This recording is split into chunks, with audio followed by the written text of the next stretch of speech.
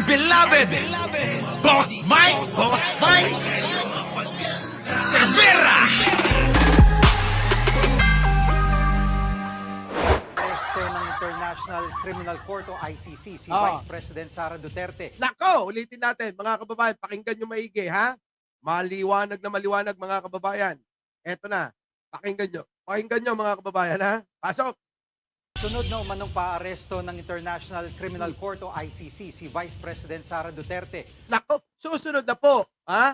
Susunod na po, di umanong. Ha?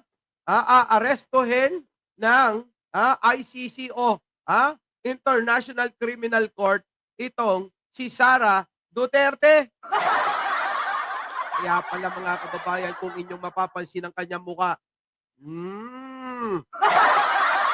lumulobo na sa stress niya. Ano? Lubong-lubo na ho yung mukha ni Sara. Oo, ha? Lubong-lubo na ho yung mukha ni Sara sa sobrang stress niya. Ewan ko ba? Kasi Sara, alam mo, ganito lang yan. Matuto lang kayong makontento, okay na yan. Diba? Mabuhay ng marangya, makapunta ka sa gusto mong puntahan, mabili mo ang gusto mo, makakain ka ng gusto mo, at makuha mo yung gusto mo na makakasama minsan sa gabi ng buhay mo, pwede na yun. Ano ka ba? Oo, hindi na kailangan sobrang dami ng pera. Ang sobra ng dami ng pera, tandaan mo, hindi mo na maiisip siya. Alam mo kung sino yung tinutukoy kong siya? Siya ang lumikha ng lahat sa ibabaw ng mundo. Kasama ka. Dahil ang iisipin mo na lang, alam mo, Sara, dahil ang iisipin mo na lang lagi ay yung sandamakmak ng pera. Yung pera nakatenga. Hindi mo naman magagasta sabay-sabay lahat yan. Di ba? Pero alam mo, Sara, mawala man lang lahat yan. Mawala lahat yan sa buhay mo. Sa buhay nating lahat, mga kababayan, alam nyo, ang hindi mawawala sa iyo, si bro. Yung mga nakapaligid sa iyo ngayon, karamihan diyang ginagamit ka lang. Yung mga nakapaligid sa iyo ngayon, karamihan diyan pansariling interes lang ang kanilang hangarin, kaya sila nandyan. Ganun din sa bagay, ganun din ka naman, di ba? Ganun din ikaw. Pansarili mo lang din ang iniisip mo. Bakit? Sa dami ng nanakaw mo, nakurakot mo, inalimutan mo si bro. Kami rito, Sara, hindi kami nakakalimot. Bakit? Kasi lagi kaming nananalangin na blessing, patawad sa mga nagawang kasalanan, patawad sa nagagawang kasalanan, sa mga na minsan di natin sinasadya, nagagawan natin sila ng kasalanan, ano? Hinihingi namin lagi yan ng kapatawaran. Oo, ganun yun, Sara. Hindi yung lagi na lang, ikaw lagi ang magaling sa paningin mo sa sarili mo. Minsan manalaming ka rin. Tanungin mo. Sara, ako, nararamdaman ko kasi kung ano yung nararamdaman mo at kung ano yung pinagdadaanan mo. Tanungin mo minsan sa pagharap mo sa salamin kung ano ba ang naging problema pagkakamali. Oo. Hindi yung tinatama ka na nga, galit ka pa. Tama po ba mga kababayan? Huwag ganun. Matuto tayong tumanggap ng pagkakamali. Dahil sabi ko nga lagi, tayo yung mga tao lang, anak ng Diyos, na nilikha talagang mamamali sa kahit anong gawin nating pag-iingat para di makagawa nito. Pero ikaw, sinasadya mo na eh. Ano po, sinasadya na ho, mga kababayan. So, eto na mga kababayan. Sara Duterte, yan, ang napala mo. Eto na, huhulihin ka na raw. Minsan, alam mo, naaawa rin naman ako. Pero alam mo, pag naiisip ko, yung pang-agrabyado nyo sa kapwa Pilipino, at pag nanakaw mo sa kaban ng bayan, nawawala yung awa ko. So, eto na, para sa'yo, yung balita na to. Pasok! Sunod na umanong paaresto ng International Criminal Court o ICC si Vice President Sara Duterte. Ayan po mga kababayan, maliwanag na maliwanag ha. Sunod na daw pong di umanong aarestuhin na po si Sara Duterte. Bakit ho mga kababayan? Kasama nga daw ho siya, di ba?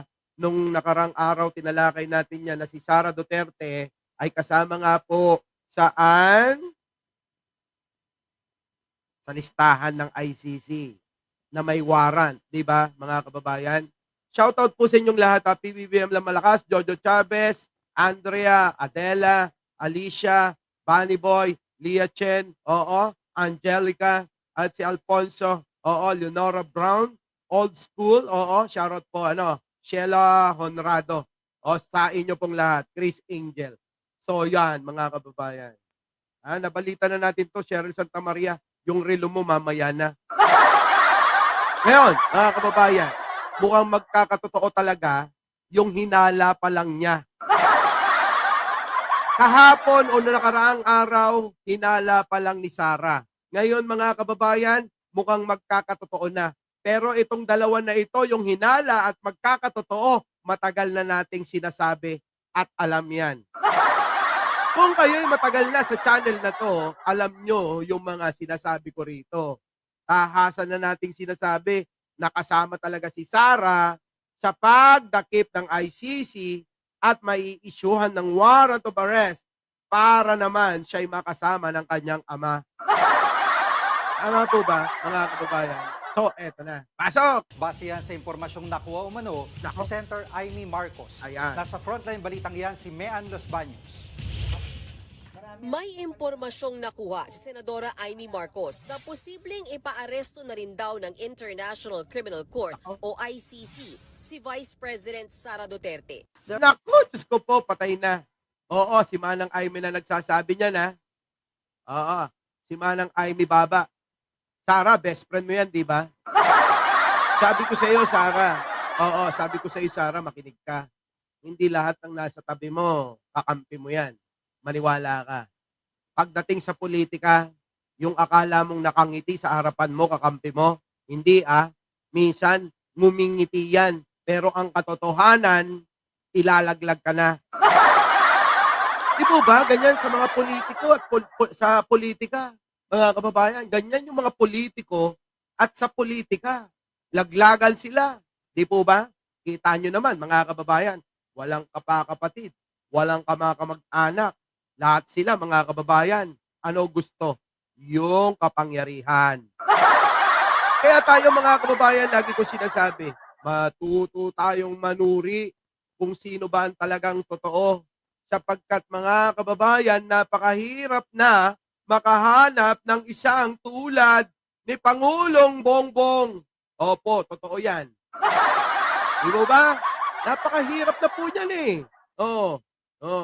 Tuloy yun, SpongeBob. Mamaya tuloy. 12:30.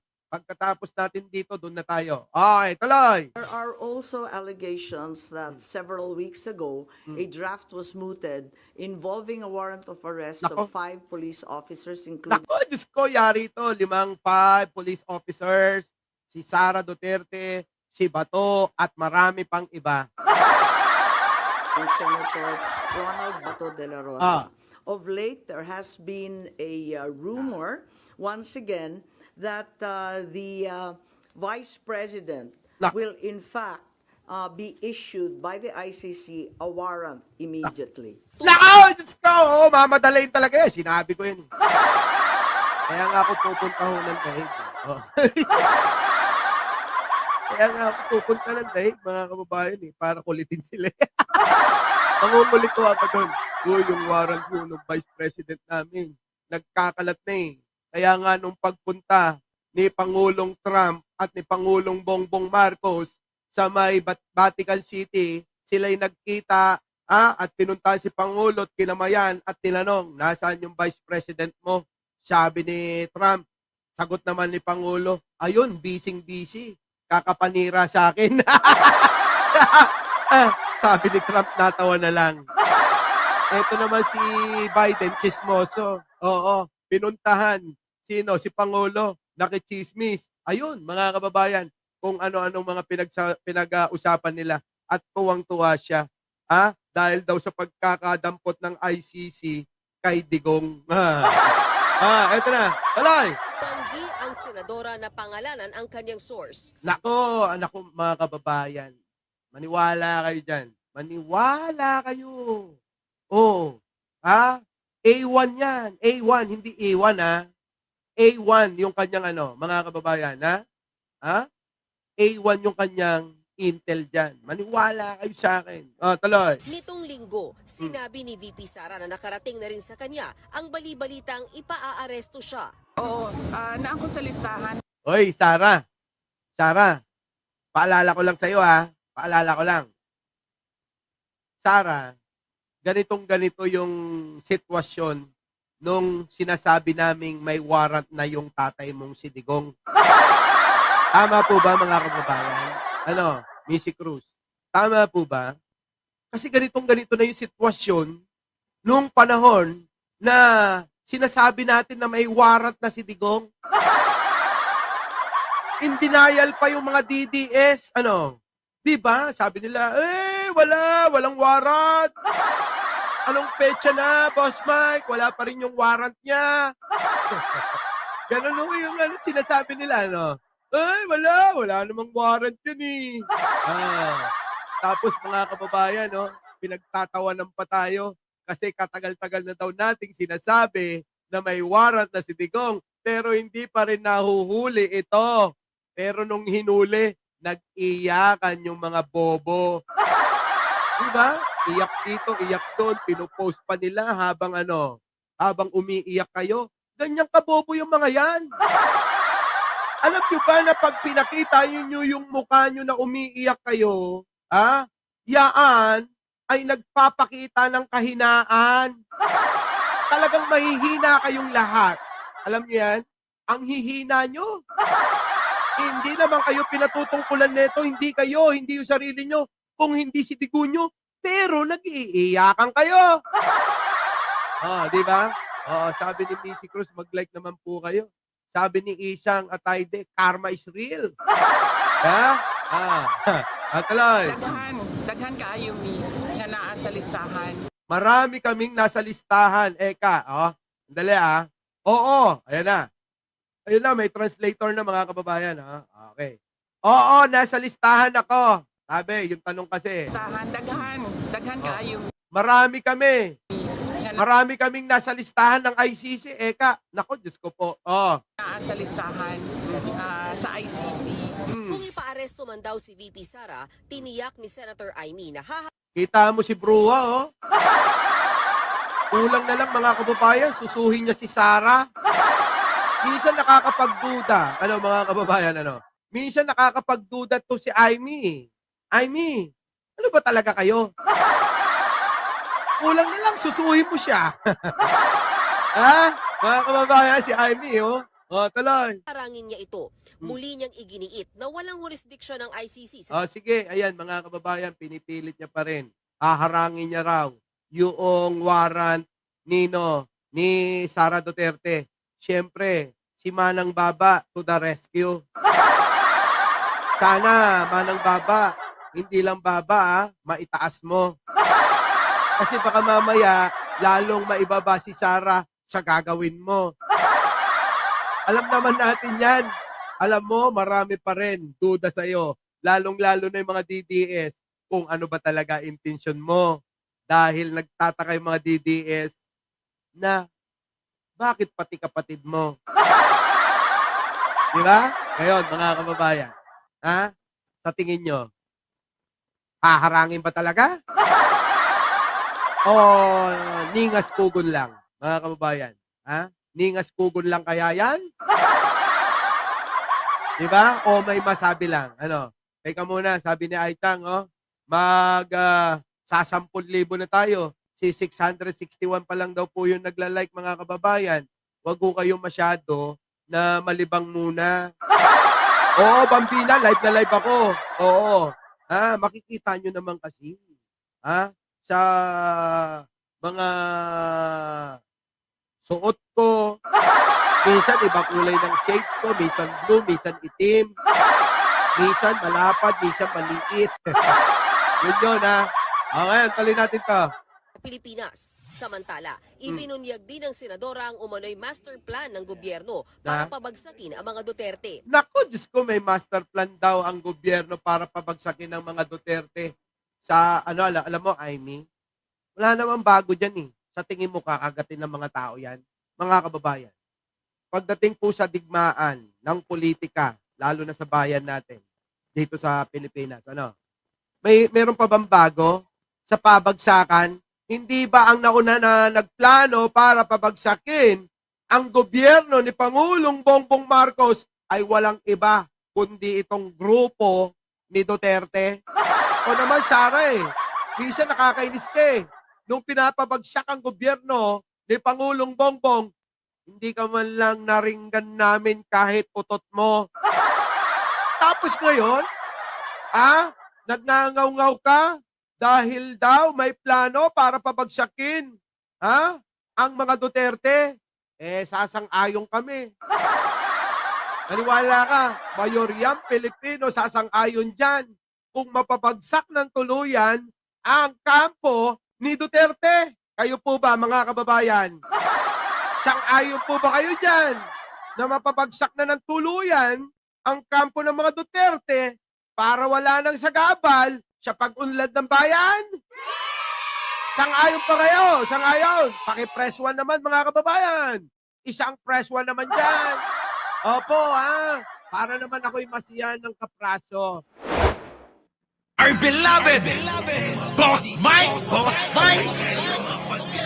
Cervera.